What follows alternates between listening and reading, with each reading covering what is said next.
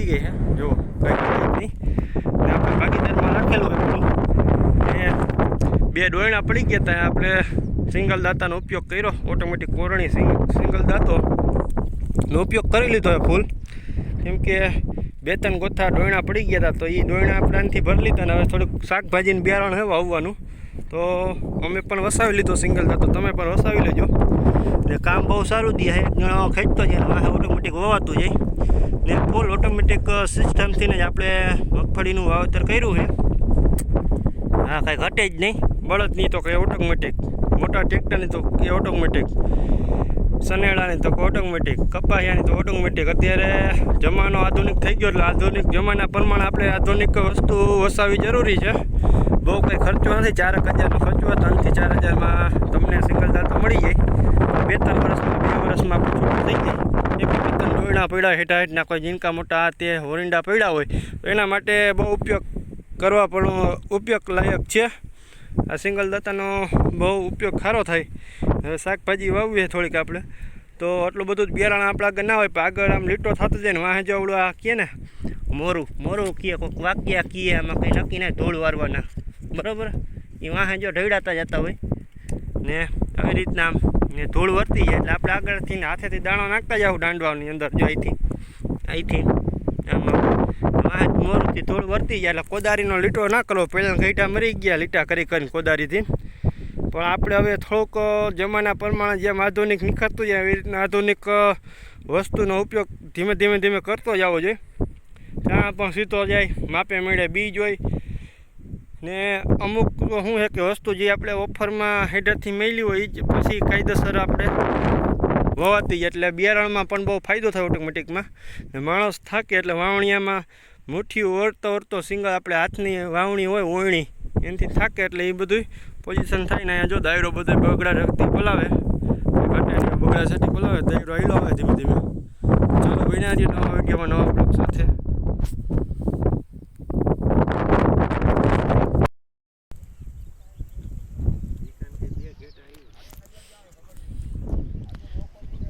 ખેતડા અમે ઉપાડતા જાવ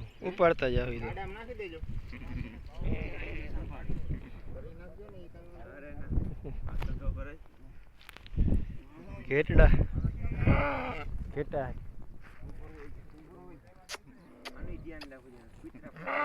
હમણાં આવશે વિક્રમ આવશે લઈ જાય.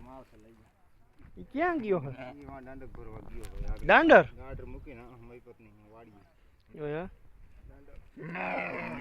ઝૂપડું કરવું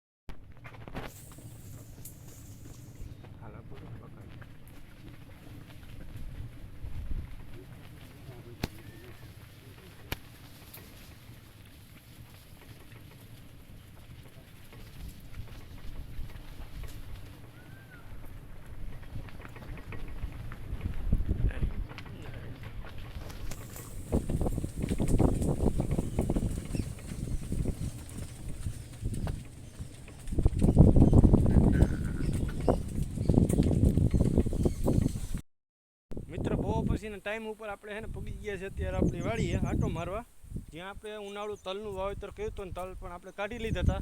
હવે અત્યારે ચોમાસું પીત એટલે કે વરસાદ થઈ ગયા પછીનું આપણે ગીરના 4 નંબર મગફળીનું વાવેતર કર્યું છે ને કેવું કંઈક વાવેતર થવાની આપણે હવે તમને લાઈવ બતાડી દઈએ.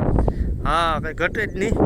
અઢારની જારી છે, 4 નંબરનું વાવેતર, અઢારની જારી અને 4 નંબરનું વાવેતર ને વીઘે નાખી છે આપણે આમાં 24 થી 25 કિલો મગફળી.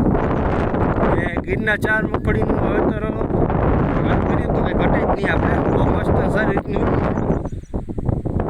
હા એમાં એને બહુ મસ્ત એટલે કંઈ ઘટે જ નહીં. ને જોઈ લો તમે હાલમાં જોઈ શકો છો, બહુ જોરદાર છે સુપર. જ્યાં બા કમ્પ્લેટ કંઈ ઘટે જ નહીં એમાં.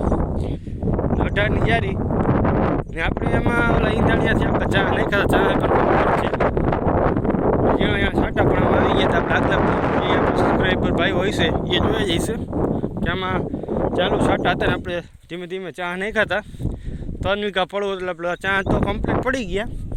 છેલ્લો ચાસ આપણે આ હાઈડે ઓલા હાઈડે ફુગાડ્યો હતો ને ત્યારે પાછું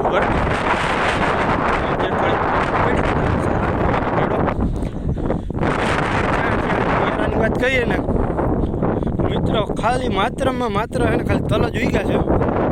જ્યારે ઓલી કહેવત છે કે જ્યારે વાવવા હતા ત્યારે ઉગ્યા નહીં, પછી હવે ઉગી પડ્યા છે. એના જેવું થાય છે. આપણે વાવવા હતા ને ત્યારે આ તલ નતા ઉગતા. અત્યારે જો હાવ જાણીને કોણ આખી જમીન છોડી ગયા. જો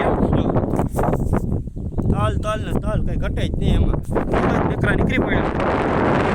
વાત કરીએ આપણી આ ગીરના 4 નંબર મગફળીની, વીઘે નાખી 24 થી 25 કિલો. મસ્ત રીતનું ઉગાવો છે. હવે ગીરના 4 એના ચાન્સ છે 25ના અને આપણા ચાન્સ છે 18ના. 25ના ચાન્સની જે મગફળીની વાત કરીએ ને તો આ છે 25ના છે, આ 18ના. અહીંયા જો વચમાં હેઠો પડી ગયો છે તાળીને આગળ સિદ્ધાંતમાં, બરાબર. આ ગીરના 4 મગફળી મોટા બાપુ એ પણ મસ્ત રીતના એનો ઉગાવો લઈ લીધો હોય, કંઈ ઘટે નહીં એવો. સંસ્થાન શાન જ નથી એમાં. મિત્રો તમારે બધાને વાવણા થઈ ગયા ગામમાં સંપૂર્ણ ભરપૂર માત્રાની અંદર જોરદાર વાવણા થઈ ગયા છે. તમારે જો વાવણા થઈ ગયા તો નાની એક અમથી કોમેન્ટ કરી દેજો. વિડીયો ગમ્યો હોય તો લાઇક શેર અને સબસ્ક્રાઈબ કરવું ભૂલતા નહીં. વિડીયો ગમ્યો હોય તો લાઇક શેર અને સબસ્ક્રાઈબ કરવું ભૂલતા નહીં, જેથી કરીને નવા હેતુથી અમને વિડીયો બનાવવાનું મનોબળ વધે. તો આ વાત છે આપણી આ ગીરના 4 મગફળીની આપણું વાવેતરની. ચાલો આપણે બોરવેલ દેખાડી દઈએ. આપણો બોર છે ને પ્લસ આપણી નદી બતાડી દઈએ. આપણે નદીની કાંઠે આપણું ખેતર છે. આ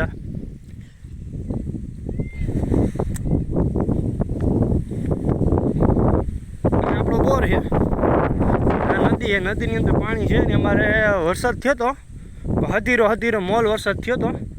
પહેલી વખત આ ખાડા ભરાઈ ગયા હતા. અત્યારે નદીમાં પાણી હતું એ અંદર ઉતરી ગયું. આ ખાડા રહ્યા ને આખા ભરાઈ ગયા હતા, એટલે આમાં અંતે પાણી આવી ગયું હતું.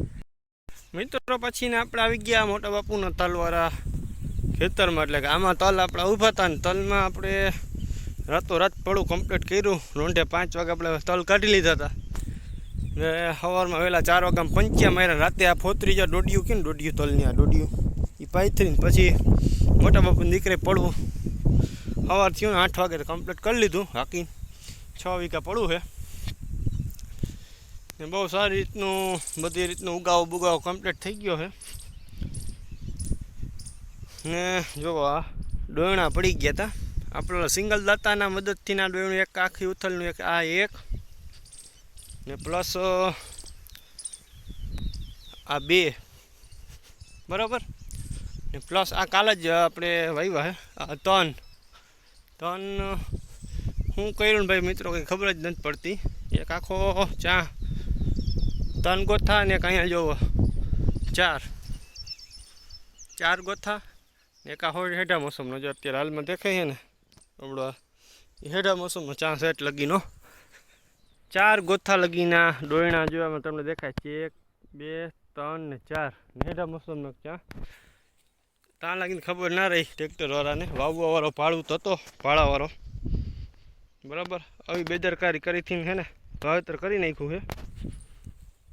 તો આવી રીતનો જો છે ને ભાઈ કોઈ પણ આગતું હોય ને તો થોડીક વાવેતરમાં ધ્યાન દો ભલા માણસ, એટલે કોઈનું છે ને ખેડૂતનું વાવેતર બગડે નહીં. જોઈ લ્યો કંઈ ઘટે જ નહીં એમાં. 4 ઉથલના ડોયણા છે. એટલે આ જો હોય ને 1 2 ને 3 આ દાંતો બંધ થયો. અહીંથી આમ પાછું વરીને આમ જાય એટલે એની બંધ પણ માંથી આવે એ બંધ અહીંથી આમ ગયું બંધ પાછું આવે એમ એવી રીતના બંધ રહ્યા. તો ખરેખર ટ્રેક્ટરવાળા હાંકવાવાળા હોય કોઈ પણ વણીવાળા ખરેખર ધ્યાન દો. ને ખેડૂત પર તમે પણ ખેડૂત હોવ તો તમે પણ ખેડૂત ધ્યાન દો. એમને હાવ ટ્રેક્ટરવાળાને ભરો હોય ના મેલાય.